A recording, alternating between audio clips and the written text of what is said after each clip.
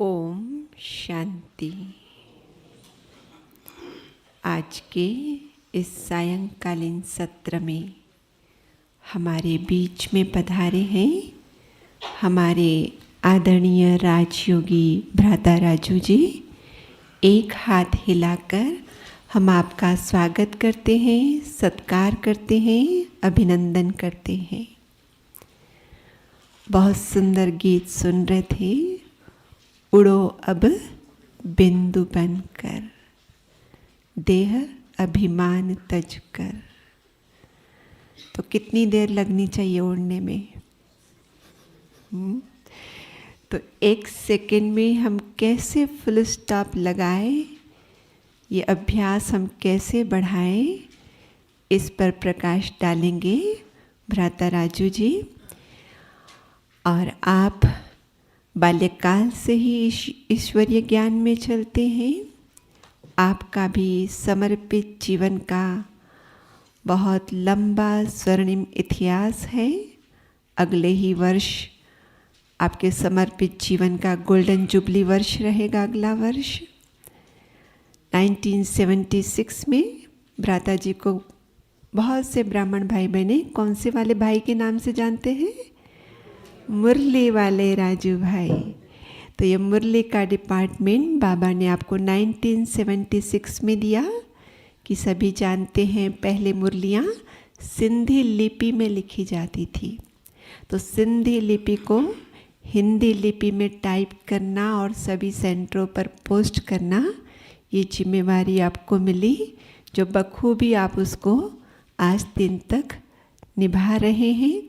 और उसका बहुत बड़ा फ़ायदा आपको मिला कि सदा ही ज्ञान रत्नों से खेलने का सुंदर अवसर मिलता है। और इसलिए साथ साथ बाबा ने आपको दिव्य बुद्धि का वरदान भी दिया हुआ है।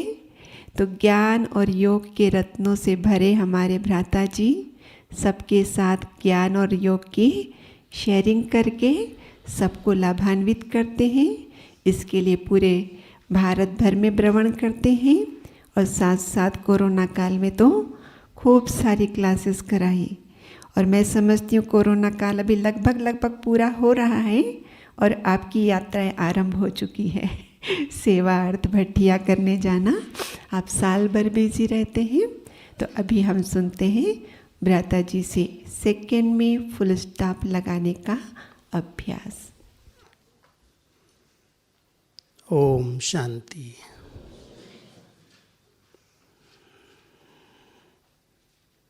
बाबा ने हम सबको बहुत अच्छे उमंग उत्साह के उड़ने के पंख दिए हैं। दिव्य बुद्धि के विमान से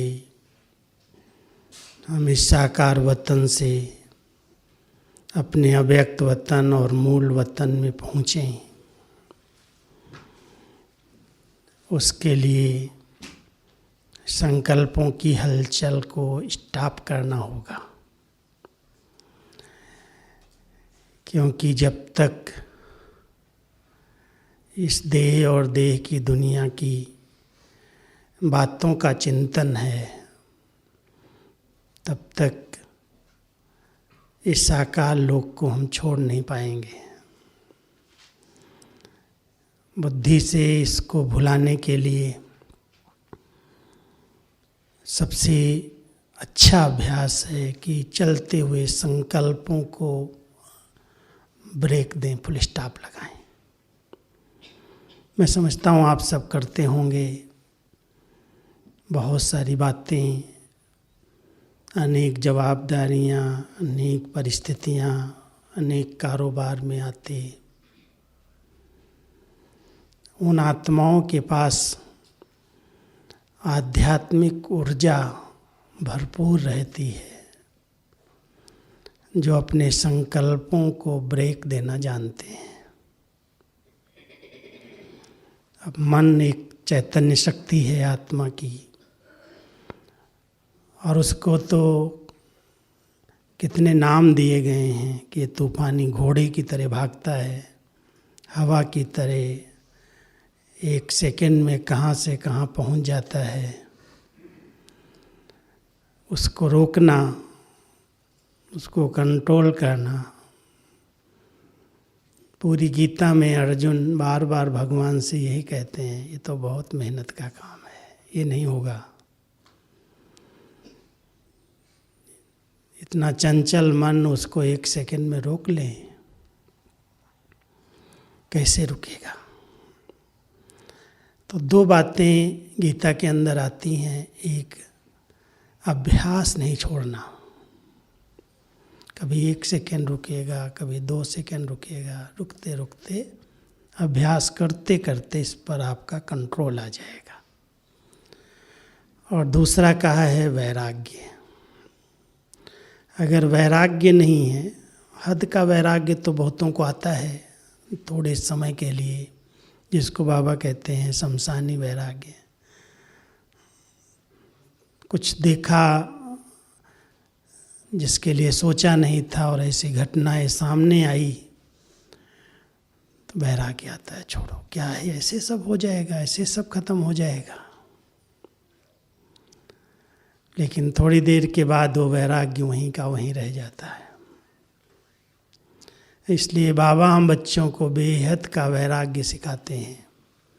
बच्चे असार संसार है, इस कलयुगी संसार में कोई सार नहीं है, इसको देखते हुए भी नहीं देखो। जैसे गीता में कहा भगवान ने कि सब मरे पड़े हैं, तुम किसको मारेगा, ये तो सब पहले से ही मरे पड़े हैं, क्यों अपना समझ रहा है।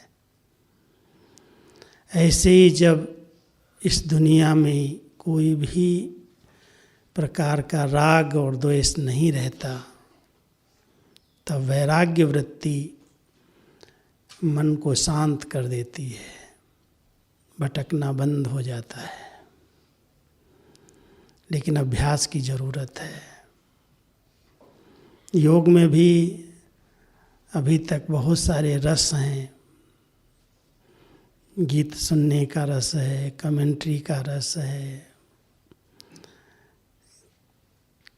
कई बातें सुनते सुनते कहते हमारा योग अच्छा लग गया। उनका चिंतन चलता रहता है, उनकी स्मृति बनी रहती है। लेकिन 1 सेकंड में ब्रेक लग जाए संकल्पों को, एक आध्यात्मिक ऊर्जा की प्राप्ति हो। जिन आत्माओं ने ऐसी तपस्या की, हमारे ऋषि मुनियों ने भी ऐसा प्रयास, ऐसा अभ्यास किया, जो 1 सेकंड में कहाँ से कहाँ पहुँच जाते थे। बैठे हैं एक जगह पर, शरीर एक जगह पर है, लेकिन मन की शक्ति से कहीं पर भी पहुँच करके अपने शिष्यों को जो पुकार रहे हैं, याद कर रहे हैं, उनको अनुभव कराते मैं तुम्हारे साथ हूँ। वो एकाग्रता की शक्ति थी। समय प्रमाण हमारे पास ऐसी आध्यात्मिक ऊर्जा पैदा हो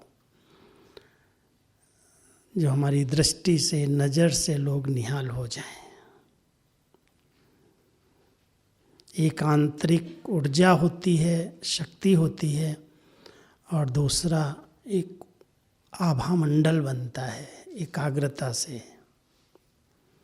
जितना संकल्प एकाग्र हो जाते हैं उतना शुद्ध पवित्र ओरा बनता है, जिसको हम कहते हैं लाइट का शरीर। ये अभ्यास अगर हमने कर लिया है तो आत्मिक स्थिति का ही अभ्यास, अपने स्वस्वरूप में स्थित होना। मैं एक लाइट हूँ, एक शक्ति हूँ, एक चैतन्य ऊर्जा हूँ, एक एनर्जी है। तो जब हम अपने आत्मिक स्वरूप में स्थित होते हैं, संकल्पों की हलचल ब्रेक हो जाती, रुक जाती है। उससे एक आभामंडल भी तैयार होता है और अंदर की शक्ति का भी निर्माण होता है, जिस शक्ति के आधार से जो संकल्प चलते हैं, बोल निकलते हैं, वो सिद्ध होने लगते हैं।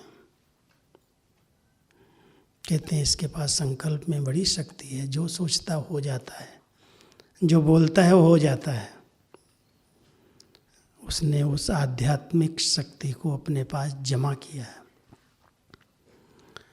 और दूसरा ऐसा आभामंडल प्रकाश का बन जाता है जो अंधकार दूर हो जाता है। कोई भी आत्मा को हमारे वाइब्रेशन से भी सही मार्ग मिल जाए, रास्ता मिल जाए, हल मिल जाए। दुनिया की आत्माएं कितनी हलचल में हैं, क्या, क्यों, कैसे, अब क्या होगा, कल क्या होगा, कितनी उलझन में फंसी हुई हैं। मैं समझता हूँ बाबा के बच्चों के मन में इस प्रकार की उलझन तो नहीं होगी। बाबा ने अपने बच्चों को इतना सशक्त बना दिया है, समर्थ बना दिया है, जो कभी प्रश्नों में उलझते नहीं हैं।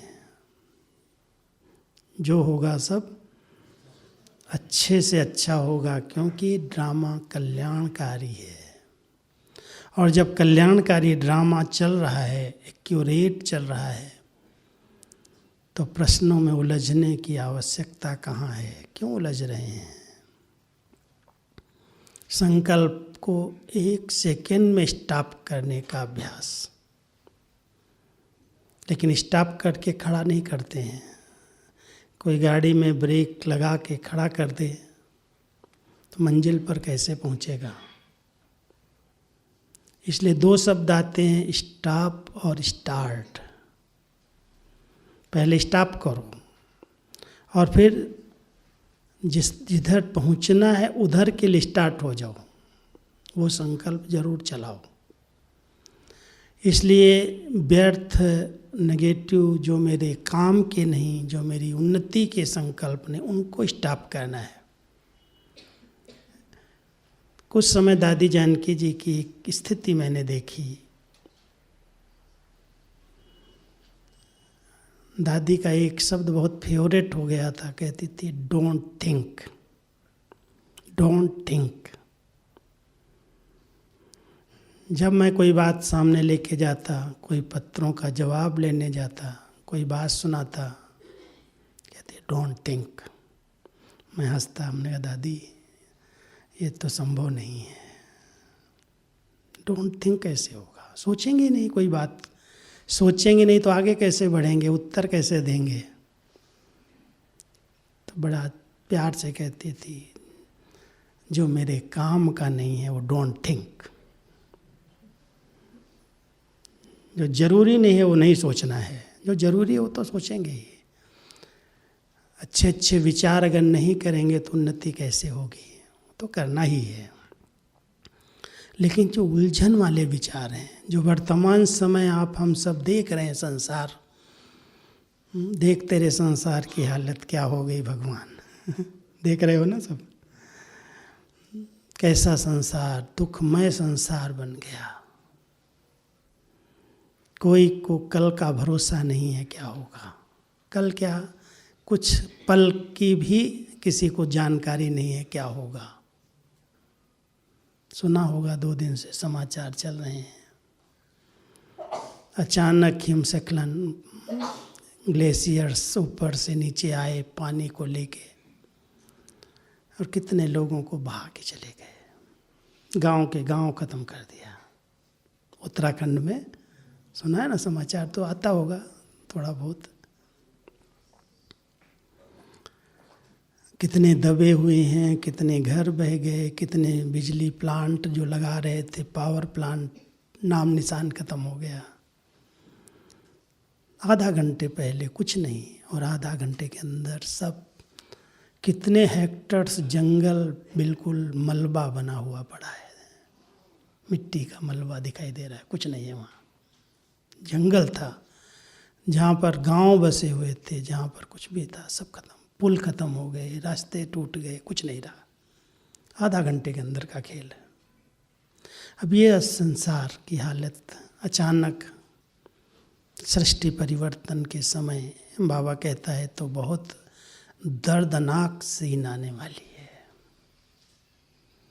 ऐसे समय पर आप बच्चों को फुल स्टॉप लगाने का अभ्यास चाहिए क्यों हुआ, कैसे हुआ, वैज्ञानिक रिसर्च कर रहे हैं, इसके कारण हुआ, उसके कारण हुआ।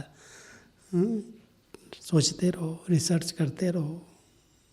बाबा के बच्चे तो जानते हैं ये कलयुगी सृष्टि के परिवर्तन का समय है। सृष्टि चक्र अपना 84 जन्मों का पूरा चक्र पूरा करके अंतिम समय पर आया है। अब ये कलयुग सतयुग में परिवर्तन होगा। इसलिए कभी भी कोई हलचल के प्रश्न नहीं उठते, क्यों, क्या, कैसे में। चलो ये तो प्राकृतिक आपदा आई और जहाँ आई वहाँ वालों के लिए कहेंगे, हमारे को क्या है। लेकिन हमारे ही भाई बहनें हैं, शुभ चिंतन तो है ना, शुभ भावनाएं भी हैं। सिर्फ हम समाचार सुने, क्यों क्या में उलझें। बाबा कहता है बच्चे, आप बच्चों का कुछ कर्तव्य है, कुछ फर्ज है।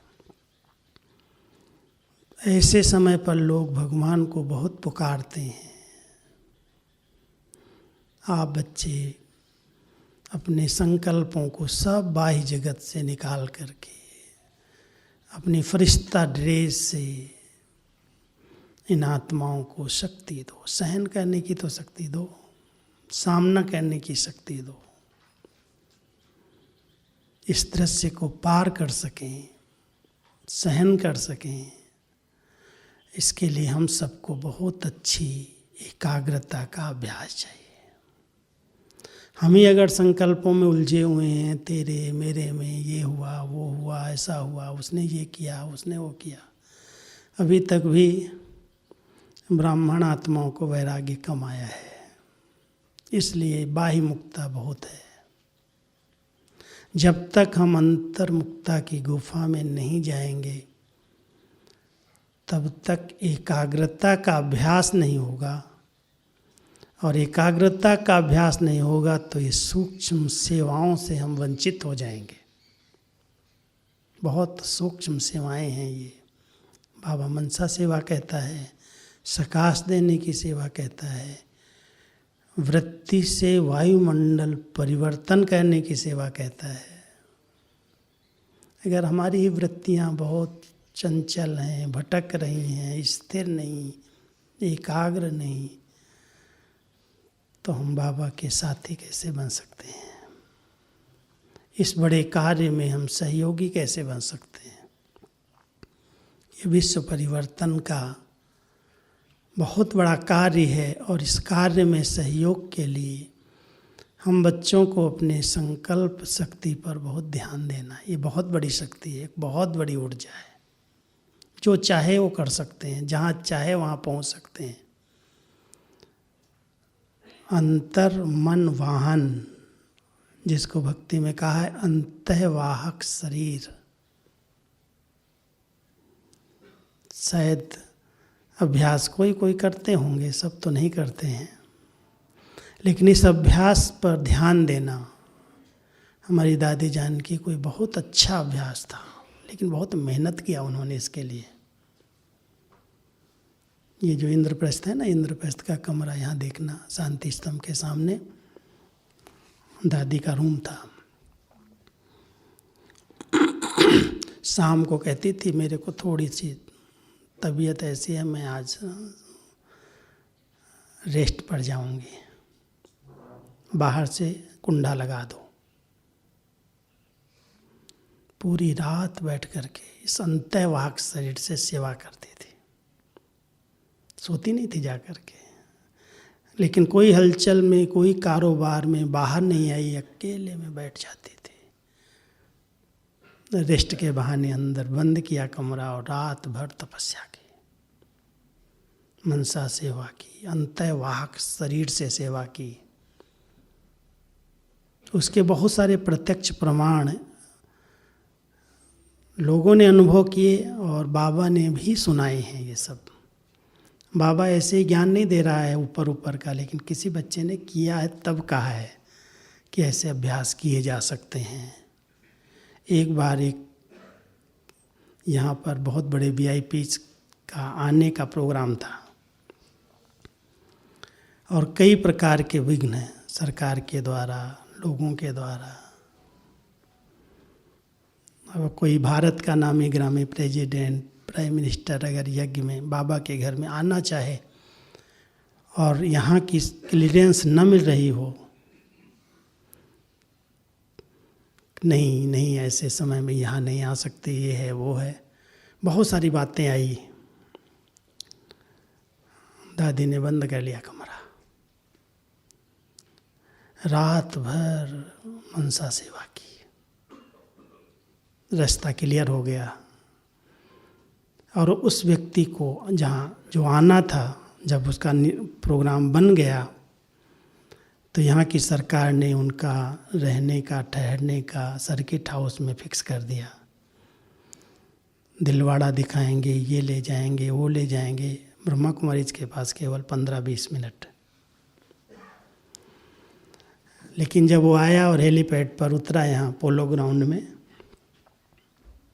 बहनों को देखा, एक तरफ सरकार के अधिकारी खड़े हैं गाड़ियाँ लेके, एक तरफ बहनें खड़ी हैं, और सीधा बहनों के पास आया, बोलता कहाँ चलना है। लिखित प्रोग्राम कुछ नहीं पूछा, देखा, और बहनों को कहा चलो आप गाड़ी आगे लेके चलो, हम पीछे आते हैं। सीधा ही हेलीपैड से पांडव भवन में आ गया, और पांडव भवन में ही यहीं रिफ्रेश हुआ, फ्रेश हुआ, और फिर पूरा 3 घंटे का कार्यक्रम जो उसका प्रोग्राम था फुल किया। सबसे मिला जुला, सब बातें हुई। सब ने कहा साहब इधर जाना है, उधर जाना। कहता नहीं, मैं जिसके लिए आया हूँ वही करूँगा। और यहाँ से पूरा करके 3-4 घंटे का कार्यक्रम सीधा ही हेलीपैड पर गया और उड़ गया, कहीं नहीं गया। कुछ दिन के बाद, 5-7 दिन के बाद बाबा का अवतरण हुआ। बाबा ने बोला बच्चे क्या हुआ था, इस बच्चे को कैसे सब टचिंग आ रही थी, कहीं नहीं जाना है, केवल एक कार्यक्रम में जाना है। फिर बाबा ने बताया कि बच्ची ने जानकी दादी के लिए कहा, इस बच्ची ने रात भर एक लाइट का ऐसा आभामंडल बनाया, ऐसा ओरा बनाया, जो वो आत्मा जहाँ से निकली उसी ओरे के अंदर आई और यहाँ आकर के सब कार्य किया, और उसी लाइट के ओरे से अपने स्थान पर वापस चली गई। बाहर नहीं निकल सकती थी। ये शक्ति संकल्प के कंट्रोलिंग पावर से ही आई। और दादी के लिए तो कहते ही थे, वर्ल्ड की ऐसी महिला है जो फुल स्टेबल माइंड है, जरा भी हलचल नहीं है। चेक किया था साइंटिस्ट ने, ये सर्टिफिकेट दिया था कि संकल्पों में किसी भी प्रकार की हलचल नहीं है। ये अभ्यास करके उस फरिश्ते स्वरूप को तैयार किया और उस स्वरूप से सेवाएं की, विघ्न खत्म किए, कई प्रकार की प्रॉब्लम हल कर दी।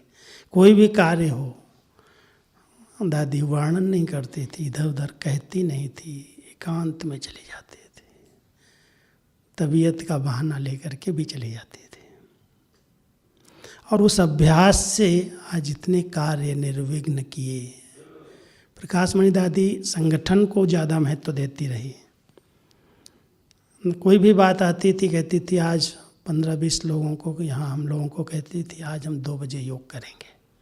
क्या है नहीं बताती थी कुछ भी, लेकिन 1:30 बजे उठ जाओ, 2 बजे यहाँ आके हाल में बैठ जाओ। इसी हाल के अंदर अलग अलग, एक सोफे ओफे तो थे नहीं हमारे पास कोई, अलग अलग गद्दी डाल दी, और दादी भी सब बाहर सामने आके गद्दी पर ऐसे बैठ करके पूरा 3 घंटा अखंड भट्टी करी, और उससे कई प्रकार के विघ्न खत्म किए, कई प्रकार की रुकावटें यज्ञ की समाप्त की। हलचल नहीं, क्यों क्या नहीं, वर्णन नहीं, ये संकल्पों को ब्रेक देने का अभ्यास है। क्यों क्या कैसे में हम जाएंगे, ऐसा हुआ वैसा हुआ, ऐसे करते वैसे करते, ये तो और बढ़ जाएगा, विस्तार हो जाएगा। मान लो आपके सामने कोई पेपर आ जाए शरीर का, आप 10 लोगों को सुनाने लगो कि मेरे साथ ऐसा हुआ, मेरे को ये तकलीफ़ है, तो 10 डॉक्टर आपको मिल जाएंगे, वो अपनी अपनी दवाई दे देंगे। फिर उलझ जाएंगे, क्या खाऊं क्या ना खाऊं, क्या करूं क्या ना करूं। और अगर खुद अपने डॉक्टर बन जाते हैं, समझते हैं नहीं ये दवाई हमारे को सूट करती है, खाना सूट करता है, ये हम करेंगे ठीक हो जाएंगे। अब संकल्पों में एकाग्रता चाहिए, स्थिरता चाहिए, नहीं तो थोड़ी सी बातें आती हैं, कोई के आगे शरीर का पेपर, कोई के आगे संबंधों का पेपर, कोई के आगे आर्थिक रूप में धन का पेपर, किसी न किसी प्रकार के बंधन, रुकावटें कई प्रकार के आते हैं। लेकिन संकल्प की एकाग्रता हर रास्ता साफ कर देती है। कुछ भी हो, मन को एकाग्र कर लो। 2 शक्तियों को बढ़ाना है। एक धैर्यता, कोई भी बात है ना, धैर्यता, बहुत धीरज, धीरज रख मनुआ, सब ठीक हो जाएगा। उतावले नहीं हो जाओ, जो आया बोल दिया, जो आया कह दिया, ऐसा करता, ऐसा हुआ, मेरे साथ ही ऐसा हुआ। कितना एनर्जी नष्ट होती है, अपनी भी दूसरों की भी। फिर ब्रेक लगाओ, लगेगी नहीं। लेकिन जो शांत चित्त धैर्यवत हैं, वो सुनते हैं, अच्छा ठीक है, विचार करेंगे। दादियों के सामने हम कोई भी बात लेके गए, कोई भी बात आई, तुरंत निर्णय नहीं लिया, कहा ठीक है, विचार करेंगे। कितनी बड़ी शक्ति है धैर्यता की। थोड़ा समय विचारों को शांत किया और सब हल निकल आता है। लेकिन तुरंत जवाब दे दिया, तुरंत बोल दिया, पुलिस स्टाफ ही नहीं लगता है। सोचते रहते हैं, कईयों को तो सोचने की बीमारी हो गई है। इतना सोचते हैं, इतना सोचते हैं, जो रात भर नींद नहीं आती। बाबा के बच्चे बनने का क्या फ़ायदा है? विचार करना। हम बाबा के बच्चे बन करके भी क्यों क्या में उलझे रहे, ऐसा मेरे को बोल दिया, ऐसा हो गया, यहाँ ऐसा हो गया। समय को क्यों बर्बाद कर रहे हैं? क्या मिलने वाला है? क्या लेके आए थे, क्या लेके जाएंगे? क्यों उलझे हुए हैं? संकल्पों को ब्रेक लगाओ। देखो लगती है या नहीं लगती है पावरफुल ब्रेक। कई बार ऊंचाई पर जाते हैं, ब्रेक चेक नहीं करते हैं, फिर एक्सीडेंट हो जाते हैं, बहुत नुकसान हो जाते हैं। कहते हैं हमारी ब्रेक तो बहुत अच्छी है, पावरफुल है, लेकिन जब लगाते हैं जहाँ लगाना चाहिए वहाँ नहीं लगती और दूर जाके लगे तो क्या फ़ायदा? एक्सीडेंट हो जाता है। अब ब्रेक तो पावरफुल तभी होती है जब उसमें ऑयल पड़ता रहे बीच बीच में। सूखी ब्रेक तो फेल हो जाएगी ना। अगर ज्ञान और योग का अच्छा ऑयल है, अच्छा चिंतन है, कितना वंडरफुल बाबा ने ज्ञान दिया है। बच्चे,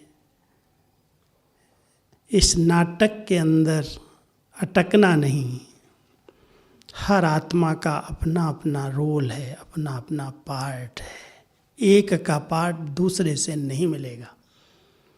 हम अपेक्षाएं रखते हैं, जैसा मैं करता हूँ ये मेरा ऐसा साथी भी करे, ये भी करे, ये भी करे, मेरे बच्चे भी मेरा कहना माने, मेरे परिवार वाले भी मेरा कहना माने, मैंने इनको जन्म दिया, बड़ा किया, पालना किया, फिर उसके ऊपर अपना अधिकार रखते हैं। जबकि बाबा ने कहा एक का पार्ट दूसरे से मिलेगा ही नहीं। फिर हम अपेक्षाएं रखेंगे तो डिस्टर्ब होंगे, अनेक प्रकार के प्रश्न उठेंगे, हलचल आएगी, क्रोध आएगा, फिर संकल्प कहाँ से फुल स्टॉप होंगे। इसलिए इस नाटक को बहुत अलग से साक्षी दृष्टा स्थिति में रह करके देखने का अभ्यास करो। अच्छे पाठधारी भी हैं तो विलियन वाले भी, उनको वही रोल मिला हुआ है। कोई महिमा करेंगे, कोई गाली देंगे, कोई सहयोगी बनेंगे, कोई विरोधी बनेंगे। सब प्रकार के एक्टर है ना। अब सब मेरे मुताबिक हो जाएगा क्या? अगर ये कोई सोचता है जैसा मैं चाहता हूँ, जैसा मैं सोचता हूँ वैसा ही होना चाहिए, और नहीं होता है तो डिस्टर्ब होता है। ध्यान देना, बाबा ने हम सब बच्चों को अपने समान मास्टर नॉलेज फुल बनाया है। नॉलेज फुल स्टेज बहुत ऊंची स्टेज है। फुल नॉलेज है, लेकिन नॉलेज, समझ हलचल में लाने के लिए नहीं है। देखो, सुनो, साक्षी दृष्टा स्टेज पर रह करके देखो, बहुत अच्छी स्थिति बन जाती है। सेकंड में फुल स्टॉप लग सकता है, लेकिन अगर इन्वॉल्व हो गए, साक्षी दृष्टा की बजाय आप उसके बीच में आ गए, हलचल में आ गए, तो कभी भी स्थिति एकाग्र नहीं हो सकती, संकल्प रुक नहीं सकते। कुछ उल्टा बोलेंगे भी, कुछ करेंगे भी, कुछ सोचेंगे भी। इसलिए बाबा ने हम सबको साक्षी दृष्टा की बहुत ऊंची स्टेज दी है, सीट दी है। इस सीट पर बैठो ऐसे। बाबा कहता है सीट पर बैठने वाले का सब सम्मान करते हैं, रिगार्ड करते हैं। सीट से उतर गए फिर कहते रहो, कोई मानेगा नहीं कहना। पहले तो हमारी कर्मेंद्रियां ही हमारा कहना नहीं मानेंगी, दूसरे कैसे मानेंगे। इसलिए सीट को देखो, सीट आती बैठना, इस पर आता है साक्षी दृष्टा की सीट। बहुत न्यारी और प्यारी सीट है। जैसे नाटक देखते हैं, कोई भी पार्टधारी पार्ट बजा रहा है। कोई ने राम का पार्ट बजाया, कोई ने सीता जी का पार्ट बजाया, कोई ने हनुमान जी का पार्ट बजाया, कोई ने रावण का भी पार्ट बजाया, मेघनाथ का पार्ट बजाया। हर एक अपना अपना पार्ट बजा रहा, और स्टेज पर बजाता तो सब कहते वाह वाह। ऐसे नहीं कहते ऐसा इसने क्यों किया, इसने सीता जी का हरण क्यों किया, इसको ऐसे नहीं करना चाहिए, हनुमान जी ने इतनी लंका को कैसे आग लगा दी। करते हैं क्वेश्चन, क्यों, क्या, कैसे करते हैं? नहीं, बहुत अच्छा इस पार्टधारी ने अपना पार्ट बजाया, इस एक्टर ने बहुत अच्छा रोल अदा किया, और देख कर के खुश भी होते हैं, मुस्कुराते हैं, बहुत अच्छा पार्ट था, बहुत अच्छा खेल किया। जब खेल की रीति से देखते हैं तो मुस्कुराते हैं, खुश होते हैं, और अगर उसको प्रैक्टिकल समझ करके देखने लगे तो दुखी हो जाएंगे। ऐसा करता है, ऐसा करता है, क्यों करता है, इसको नहीं ऐसा करना चाहिए। बाबा अपने बच्चों को कहता है, बच्चे इस बेहद नाटक को इसी रीति से देखो कि हर एक्टर कैसे कैसे अपना पार्ट बजा रहे हैं, बड़ा वंडरफुल पार्ट बजा रहे हैं। लेकिन साक्षी होकर के देखेंगे तो मजा आएगा, अगर रियल समझ लेंगे तो मूंझ जाएंगे। ऐसे करता है, इतना ज्ञानी हो करके, इतना पुराना हो करके, इतने अच्छे अच्छे क्लास कराने वाला, ये भी ऐसे करता है। इसकी कथनी और कहनी एक नहीं, बस चल गए क्वेश्चंस, उठने लगे, उलझ जाओगे। इसलिए बाबा कहता बच्चे देखो साक्षी हो करके, शुभ भावनाएं भले रखो, उसके लिए मना नहीं है, लेकिन उलझना नहीं कहीं भी। हर आत्मा के कई जन्मों के हिसाब किताब चुकतो होने का समय है। फुल ज्ञान मिला है बाबा का, नॉलेजफुल बनो। जो हम सब ने देहाभिमान में आकर के 63 जन्म से पाप कर्म किए हैं, उन पाप कर्मों का खाता कुछ तो उसी जन्म में चुकतो किया है, कुछ रहे हुए हैं, और अंत समय में सब आत्माओं का अपना अपना हिसाब चुकतो होगा। ये बाबा ने स्पष्ट ज्ञान दिया है।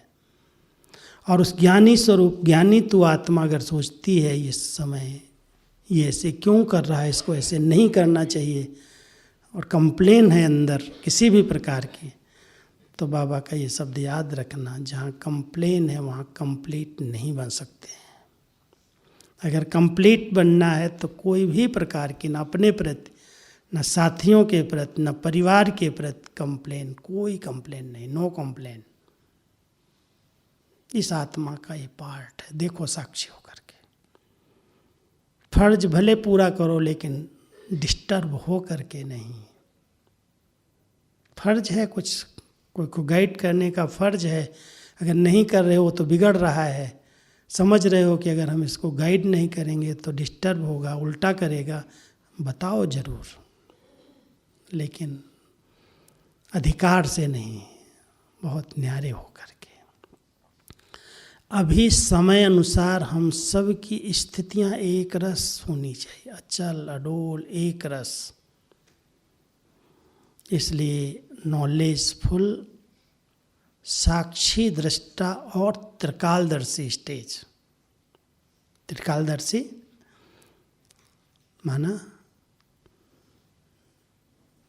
आदि मध्य अंत सतयुग त्रेता वाला नहीं सोचो, अभी अभी का पास्ट, प्रेजेंट, फ्यूचर। त्रिकालदर्शी स्टेज में रह करके कुछ अनुभवों के आधार से, जो पास्ट अनुभव हुए हैं उनके आधार से अच्छे अच्छे संकल्प करो, और ऐसे अच्छे कर्म संकल्प बोल हों जो भविष्य अच्छा हो जाए। जो भविष्य है, वर्तमान अभी हम जी रहे हैं, 1 घंटे के बाद हमारे सामने बाद भविष्य आता जाएगा, और अभी का वर्तमान पास्ट हो जाएगा। ये जो त्रिकालदर्शी स्टेज है, इस त्रिकालदर्शी स्टेज में नॉलेजफुल, कहीं से भी माया अगर आने वाली है, आ सकती है किसी व्यक्ति के द्वारा किसी कारण से, तो उसके नॉलेजफुल बनो, नहीं तो स्थिति डगमग कर देगी। मान लो आपको पता है हम माउंट आबू जा रहे हैं, पहाड़ पर जा रहे हैं, जरूर अधिक ठंडी होगी, तो जब जाने लगते हैं तो तैयारी करके आते हैं ना, भाई हमारे को इतना गर्म कपड़े ले जाना है, ये साधन चाहिए, नहीं तो वहाँ बीमार पड़ेंगे, कुछ भी होगा, इससे तो अच्छा है हम सब साधन ले करके जाएं। पता है ना ये होने वाला है, हो सकता है। ऐसे कोई अलबेले वो करके आ जाएं, कोई गर्म कपड़े न लाएं, कुछ ऐसा न लाएं, बेचारे आएंगे यहाँ लाभ ही नहीं ले सकेंगे। नॉलेजफुल है, इस चीज़ों के तो बहुत नॉलेजफुल हैं, लेकिन चारों तरफ जब माया का साम्राज्य है, सब जानते हो।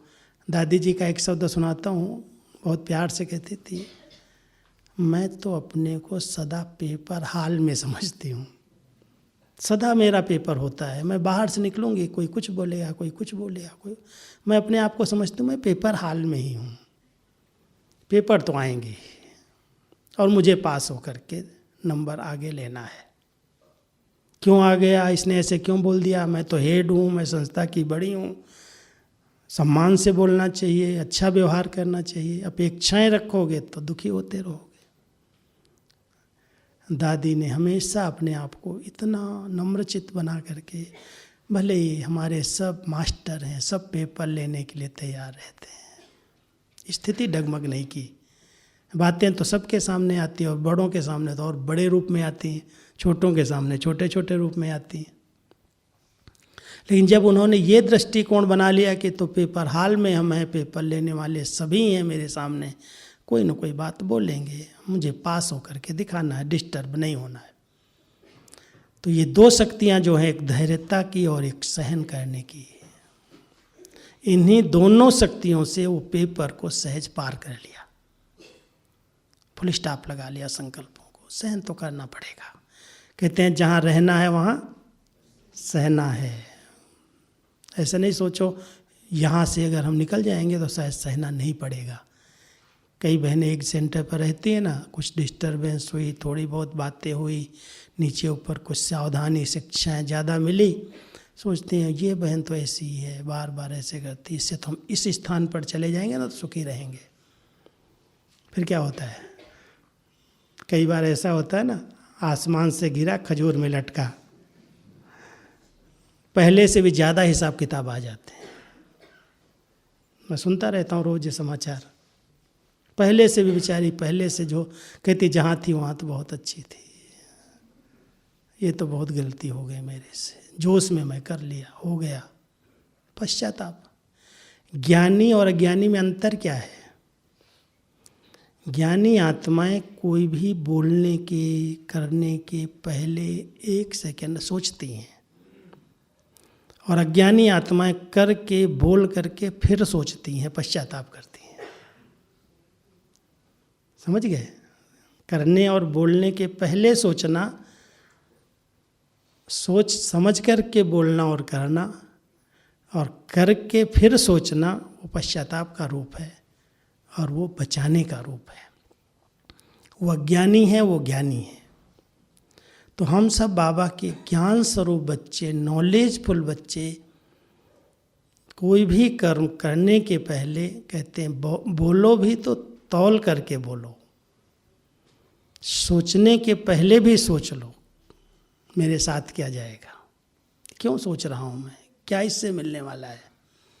कभी मिलता है समय अपने आप से बातें करने का? ऐसे बैठ जाओ, अपने से बातें करना सीखो, अपने को पढ़ाना सीखो। परिवर्तन करने का साधन है, अपने को पढ़ाओ, अपने से बातें करो। बाबा आपने मुझे अपना क्यों बनाया है, क्यों चुना है? इतनी सारी करोड़ों आत्माओं में से इतने लोगों को ही क्यों चुना है? क्या विशेषताएं थी? क्या बाबा ने मेरे में देखा जो उनकी नज़र मेरे ऊपर पड़ गई? अपना बच्चा बना लिया। अपने भाग्य का चिंतन करो, इस ड्रामा की भावी का चिंतन करो। फिर प्रश्नों की अपने आप हलचल समाप्त हो जाती है। अगर प्रश्नों की हलचल में अगर हम उलझ गए ना, तो इस ब्राह्मण जीवन की कई प्रकार की प्राप्तियों से वंचित हो जाएंगे। हम सबको इस समय विशेष अव्यक्त वतन की सूक्ष्म लीलाओं का अनुभव करने का समय है। ध्यान देना मेरी बात पर। साकार में बाबा का आना बंद हो गया। कुछ दिन पहले एक संदेश आया था, रुक्मणी बहन हमारी संदेशी ट्रांस में गई, बच्चे एक दरवाज़ा बंद हो गया। एक दरवाज़ा अभी बच्चों के लिए खुला है। कितने प्रश्न आ गए, वो संदेश इधर उधर वायरल हुआ। टाइप तो नहीं हुआ था, आजकल तो साइंस है, फटाफट देश विदेश में पहुंच गया। प्रश्न पर प्रश्न, क्या कौन सा गेट बंद हो गया, कौन सा गेट बंद हो गया। फिर मैंने पूछा, हमने कहा भाई आप संदेशी हो, आप बताओ कौन सा गेट बंद किया बाबा ने। तो कहने लगी मधुबन आने का गेट। हमने कहा वो तो अभी भी खुल गया है, फिर से खुल गया है, थोड़े दिन के लिए बंद था। फिर मैंने उनको कहा कि देखो बाबा के इशारे को कैच करो। बाबा कह रहा है बच्चे एक गेट बंद हुआ, बाबा का जो साकार अवतरण हो रहा था वो बंद हो गया। लेकिन एक गेट हमारे लिए है कि हम जब चाहें अभी भी अव्यक्त वतन में जा सकते हैं, अनुभव कर सकते हैं, बुद्धि से अनुभव करके अव्यक्त मिलन मना सकते हैं। और कितने समय से बाबा ने मुरलियों में इशारा किया है, बच्चे ये अव्यक्त मिलन कब तक, साकार के द्वारा अव्यक्त मिलन कब तक। आप बच्चों को अभ्यास करना है अव्यक्त वतन में अव्यक्त स्थिति के द्वारा अव्यक्त मिलन का। आप पढ़ लो मुरलियाँ, ढेर सारी मुरलियाँ इस पर मिलेंगी। कितने समय से बाबा कहते आए हैं। तो ये जो गेट अभी खुला हुआ है, अव्यक्त वतन में जाना, अव्यक्त बाबा के साथ मिलन मनाना, अव्यक्त रूप में सेवाएं करना, अव्यक्त वतन की महफिल का अनुभव करना। अब दिव्य दृष्टि तो हमको दिया नहीं बाबा ने, किसी को भी नहीं है, कोई कोई को होगा, लेकिन दिव्य बुद्धि का विमान तो सबके पास है। लेकिन बुद्धि अगर खुरापात वाली है, चंचल है, तेरे मेरे में अटकी लटकी है, तो क्या अनुभव करेगी वो। इसलिए लगाओ फुल स्टॉप। अगर अव्यक्त वतन की सूक्ष्म लीलाओं का अनुभव करना है तो हमें अपने संकल्पों को ब्रेक देना होगा। सेकंड में ब्रेक लगाओ, सब अच्छा ही होने वाला है, कुछ गलत नहीं होने वाला है। ड्रामा बहुत कल्याणकारी एक्यूरेट बना हुआ है, और इसमें अगर कोई करेक्शन कर रहा है, ऐसा क्यों, ऐसा कैसे, माना वो डायरेक्टर को पहचानता नहीं है, उसने पहचाना ही नहीं बाबा को अभी तक। निश्चय का बल ही उसके पास नहीं, इसलिए हलचल में आ रहा है, ऐसा हो रहा है, ऐसा नहीं होना चाहिए, ये व्यक्ति ऐसे कर रहा, वो ऐसे कर रहा, वो ऐसे कर रहा है। आज बाबा कैसे साक्षी होकर मुस्कुराता, साकार में जब आया है, अव्यक्त मिलन जिन्होंने मनाया है, देखा है, एकदम शिक्षाएं भी दे रहा है, समझा भी रहा है, प्यार भी दे रहा है, लेकिन स्टेज एकदम न्यारी प्यारी, साक्षी दृष्टा। दादियों ने भी ऐसी स्टेज बनाई फॉलो करके। हम सब बच्चों को भी उस स्टेज तक पहुंचना है कि किसी भी पाठधारी के किसी भी पाठ को देख करके मुझे हलचल में नहीं आना है। शुभ चिंतक हैं, कल्याण की भावना नहीं छोड़नी है, वो तो रखनी ही है, लेकिन हलचल में नहीं आओ। सब अच्छा है, सब अच्छा है, सब अच्छा है। और सचमुच जो इस बात का बहुत पॉजिटिव रूप रखते हैं उनके लिए सब अच्छा ही दिखाई देती है और अच्छा हो जाता है। और जो सोचते हैं ऐसा हो रहा है, ठीक नहीं चल रहा है, ऐसे हो रहा है, ऐसे हो रहा है, वो कभी भी इस संगम के अतीन्द्रिय सुख का अनुभव नहीं कर पाते, वंचित हैं उससे। संगम युग की प्राप्तियों से वंचित है। इतनी अखुट प्राप्तियां बाबा हम बच्चों को करा रहा है। कभी एकांत में बैठो, पूछो अपने आप से, ज्ञान सागर बाबा ने कितना स्पष्ट ज्ञान हर बात का दिया है। था शास्त्रों में, लोगों के पास है। न अपना ज्ञान है, न बाबा का ज्ञान है, न घर का ज्ञान है, न कर्मों का ज्ञान है। बाबा ने हम बच्चों को एक एक को कितना प्यार से बच्चे बच्चे कह करके आत्मा के ज्ञान की कितनी गुह्यता, स्पष्टता सुनाई है। नहीं तो कहते आत्मा निर्लेप है, आत्मा ही परमात्मा है, सब आत्मा ही तो परमात्मा है, सब यह आत्मा परमात्मा बन जाएगी।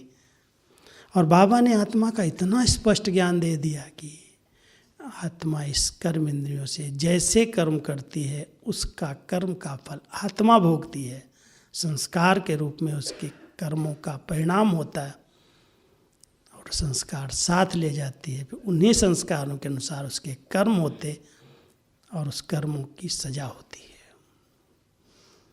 जैसा कर्म करते वैसा उसको फल मिलता है, इसलिए वो निर्लेप नहीं है। आत्मा का स्पष्ट ज्ञान, बाबा कौन है, कहाँ है, लोग तो समझते थे वही ब्रह्म है, वही घर है, वही भगवान है, वो सब जगह व्यापक है। बाबा ने क्या ज्ञान दिया, वंडरफुल रीति से बच्चों को स्पष्ट बता दिया कि जिस घर से तुम आत्माएं आई हो, ब्रह्म घर आपका असली घर है, मैं वहीं रहता हूँ। वो रहने का स्थान है जिसको आप ब्रह्म कह रहे हो, वो ब्रह्म तत्व है, मूल वतन है। आत्मा और परमात्मा के रहने का स्थान है, वो समाने का नहीं है, लीन होने का नहीं है। आज इस ज्ञान को थोड़ा सा चिंतन में लाते हैं तो इतना नशा चढ़ता है। क्या बाबा ने स्पष्ट ज्ञान दिया है, समझ दी है। अब इस ज्ञान स्वरूप आत्मा क्यों हलचल में आएगी। देखो इतनी सारी एक्टर्स के पार्ट को, जो भी उनके आगे घटनाएं आ रही हैं ऐसे थोड़ी आ रही हैं, बिना कर्मों के आएंगी क्या, कुछ किया है तब ऐसी भोगनाएं आ रही हैं। साक्षी होकर के देखो और सर्जन बन करके, डॉक्टर बन करके उनका इलाज भले करो, लेकिन उसके अधीन नहीं हो जाओ, दुखी नहीं हो जाओ। तो संकल्पों को अगर ब्रेक लगाना है, 1 सेकंड में रोकना है, तो नॉलेजफुल बनो, साक्षी दृष्टा स्थिति में रहो, त्रिकालदर्शी स्टेज में रहो और सब बातों से उपराम होकर के रहो। उपराम, ऊपर की स्टेज। कहीं पर भी अगर आप फंस गए, अटक गए, किसी भी प्रश्न में उलझ गए, तो बाबा का ये शब्द याद रखना, प्रश्नों में उलझने वाली आत्मा कभी भी प्रसन्नचित्त नहीं रह सकती। अगर मुझे सदा प्रसन्न चित्त रहना है तो प्रश्नों से पार चले जाओ। सब अच्छा है, सब अच्छे से अच्छा होगा, मेरे लिए भी सब अच्छा होगा। कई लोग निराशा के संकल्प बहुत जल्दी ले आते हैं, अपने कमज़ोर संस्कारों को देखते हैं, कमी कमजोरियों पर ध्यान देते हैं। मेरे अंदर ऐसा संस्कार है, मेरे को तो बहुत मेहनत है, मुझे बहुत योद्धा होती है, बहुत संकल्प विकल्प चलते हैं। और कमजोरियों का चिंतन करते करते क्या होता है, दिल शिकस्त हो जाते हैं, उमंग उत्साह का ब्लड जाम हो जाता है, हार्ट की बीमारी हो जाती है। इसलिए बाबा कहता है बच्चे कमजोरियों का दर्शन मत करो। हैं कमजोरियां, हम जानते हैं, इनको ख़त्म करना है, लेकिन सोचना नहीं है। सोचेंगे तो बड़ी हो जाएंगी। वर्णन कर देंगे किसी के आगे जो पहाड़ बन जाएगा। इसलिए सोचना और वर्णन करना, इसकी बजाय आप उसके लिए तपस्या करो, एकांत में चले जाओ, बाबा के योग की पावरफुल किरणें लो और उन किरणों से उस कमी को समाप्त करो। विधियां तो बताइए बाबा ने, मैं क्या करूं, मेरे अंदर ये 10 लोगों को सुनाया और उन्होंने अपनी अपनी राय दिया और फिर राय लेकर के और डिस्टर्ब हो गए। इसलिए सोचने की, इधर उधर वर्णन करने की आवश्यकता नहीं है। सब बातें बाबा ने मुरली में स्पष्ट बता दी हैं। मैं अपने बाबा के बच्चों को यही कहता हूँ कि ज़्यादा उलझो नहीं। बाबा ने जो सुनाया है वही सुनो, उसी पर मनन करो, चिंतन करो। फलाने भाई ने ये बता दिया, फलानी बहन ने ये क्लास करा दिया, उनमें ऐसी बातें बता दी, अब मैं क्या, मेरी समझ में नहीं आता। मेरे आगे ऐसे प्रश्न आते हैं बहुत सारे। अब ऑनलाइन तो लोगों ने क्या क्या क्लासेस कर दिया और सब यूट्यूब में ब्रह्मा कुमारी की क्लासेस भर गई। और सुनने वाले अगर सुनते रहते हैं तो कोई कुछ कह रहा है, कोई कमेंट्री दे रहा है, कोई योग करा रहा है, डिस्टर्ब हो रहे हैं। फिर पूछते रहते हैं ये क्या है भाई साहब, ये क्या है। कहते जिसने कहा है उसी से पूछ लो, इधर उधर क्यों उलझ रहे हो। बाबा की मुरलियों को ध्यान से स्टडी कर लो। हमारे पास आज प्रिंटेड मुरलियाँ 48 साल की हैं। अव्यक्त बाबा की 69 से 2017 31 तारीख को लास्ट मुरली में बाबा ने समाप्ति वर्ष कह करके अपने पाठ को समाप्त किया है। समाप्त कहेंगे, परिवर्तन किया अव्यक्त अवतरण का। और वो सारी मुरलियाँ प्रिंटेड हैं, सब संदेश प्रिंटेड हैं। लेकिन किसी को इंटरेस्ट होना चाहिए कि यही पढ़ना है, इसी की स्टडी करना है, इसी में सब कुछ है। मनुष्य आत्माएं तो अपना अपना चिंतन करती हैं, अपनी तरह से सुनाती हैं, कुछ मिर्च मसाला लगा के सुनाती हैं। और सुनने वाले वाह भाई साहब ने बड़ा अच्छा क्लास कराया, इसने बहुत अच्छी बात सुनाई। क्या अच्छी सुनाई? प्रश्नों में उलझा दिया। इसलिए कहीं पर भी उलझना नहीं, सुनो भले सबकी। लेकिन बाबा ने क्या कहा है, श्रीमत केवल मुरली में है। उसके सिवाय अगर कहीं गए तो कभी कहते हैं बाबा भटक जाएंगे, फागी के अंदर रास्ता भटक जाएंगे। इसलिए सबके विचार सुन लिया और बाबा की श्रीमत सबके सिर माथे, उसको सुनो, उस पर अध्ययन करो, उस पर मनन चिंतन करो। यही स्थिति बनाने का एक साधन है। इसलिए सब बाबा के बच्चों को अटेंशन देने की ज़रूरत है। संकल्प को 1 सेकेंड में ब्रेक लगा दो, हलचल समाप्त हो जाए, सब अच्छा है। इतनी नॉलेजफुल स्टेज चाहिए, नहीं तो हलचल प्रश्नों में उलझा देगी। और उलझ गए तो योग लगाने में बहुत मेहनत है, योग लगेगा ही नहीं। रूह रिहान करते रहो, अपने भाग्य का चिंतन करते रहो, बार बार डायरी में लिखते रहो मैं आत्मा हूँ, मैं आत्मा हूँ, मैं आत्मा हूँ। आत्मा बनेंगे नहीं, लेकिन हूँ ही आत्मा। उस आत्मिक स्वरूप का अच्छा अभ्यास कर लो। 3 अभ्यास मैं आपको बताता हूँ, अगर कर लिया इस संगम पर बहुत अच्छी खुशनुमा स्थिति बन जाती है। एक आदि से अंत तक का अभ्यास है आत्मिक स्थिति का अभ्यास।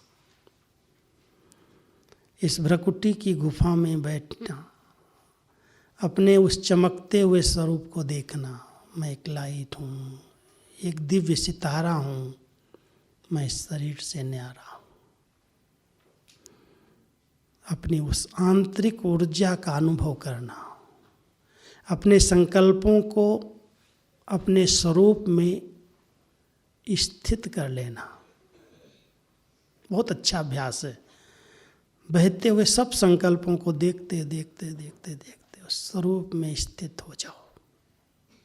बहुत फायदे होंगे, इसकी लिस्ट निकालोगे ना, बहुत लंबी लिस्ट है। कर्म इंद्रियाँ शीतल हो जाएंगी, स्वभाव सरल हो जाएगा, वाणी मधुर हो जाएगी, व्यवहार में नम्रता आ जाएगी, स्थिति एकदम निश्चिंत बेफिक्र हो जाएगी। अभ्यास करके देखो, समय दो इसके लिए, अपने आप को पढ़ाओ, एकांत में चले जाओ।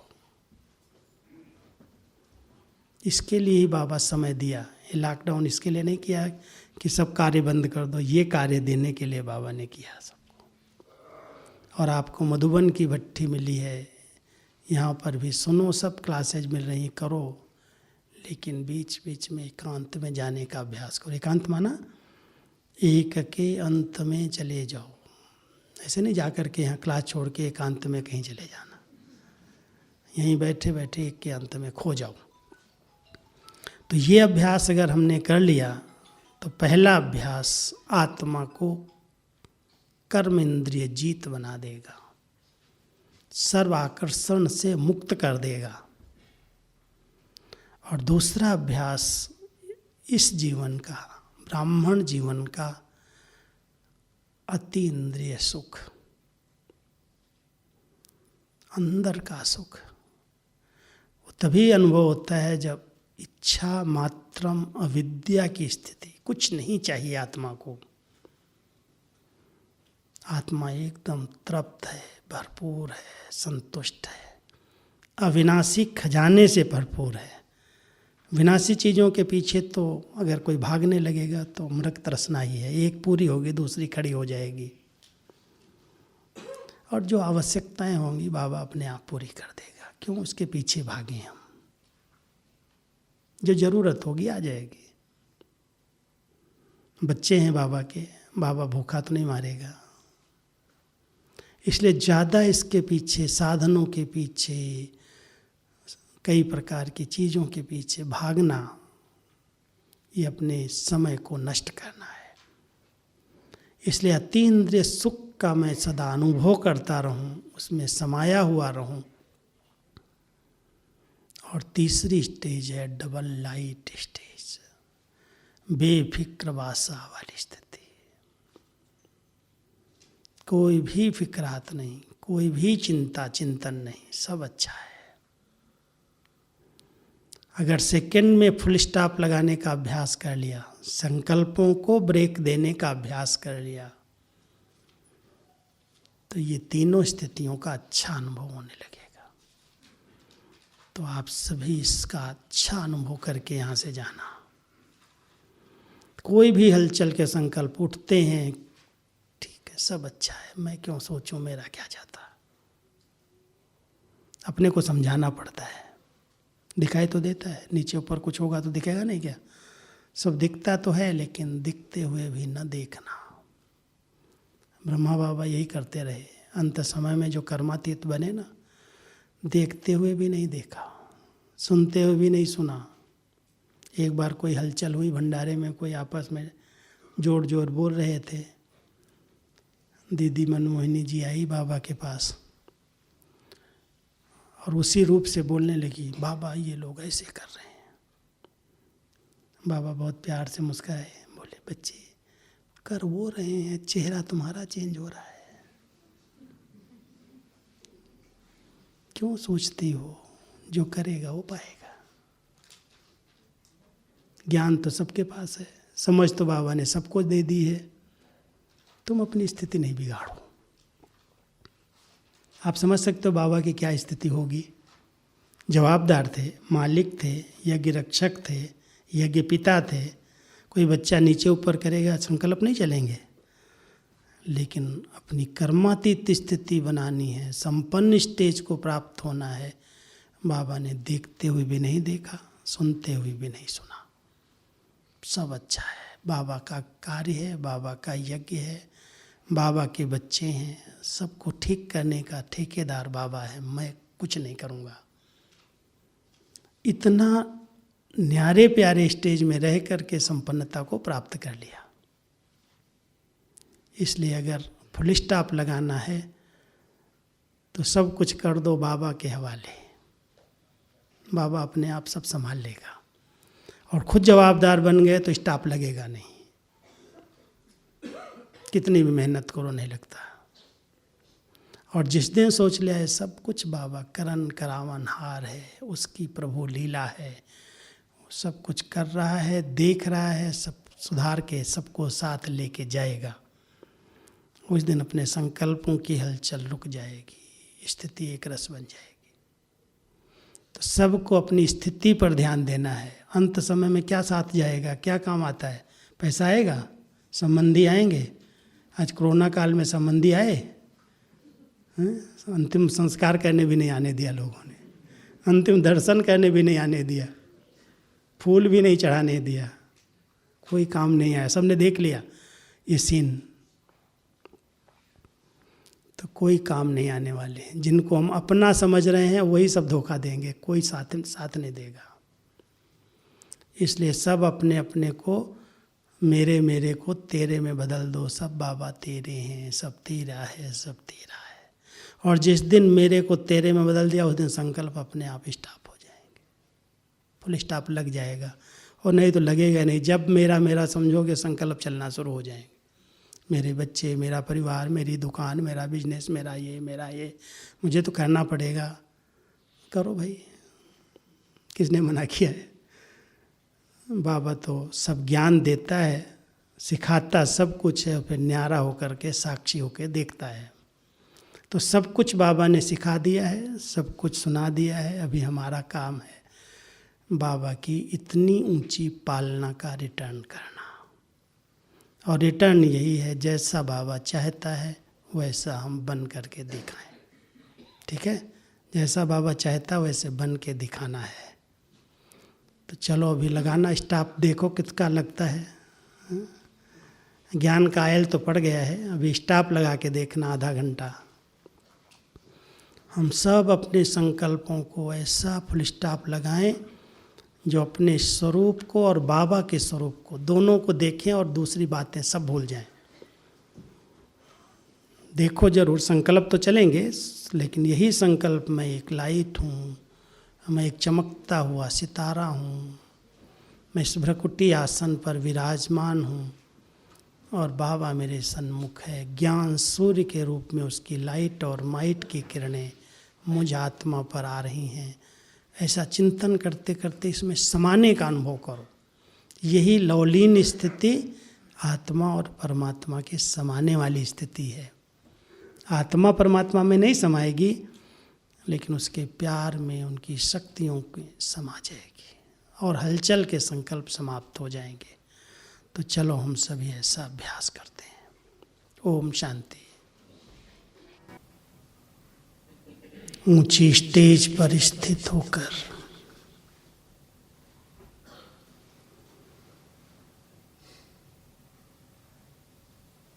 चारों ओर लाइट की किरणें फैलाओ।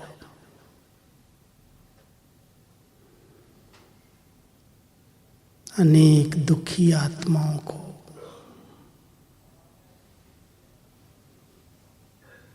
शांति और शक्ति की सकाश दो।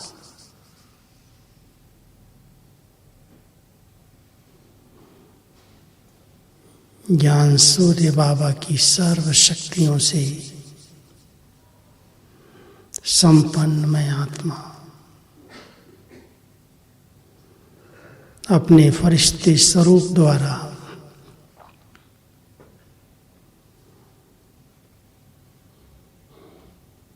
सर्वात्माओं को शांति का महादान दे रही हूँ, शक्ति का वरदान दे रही हूँ।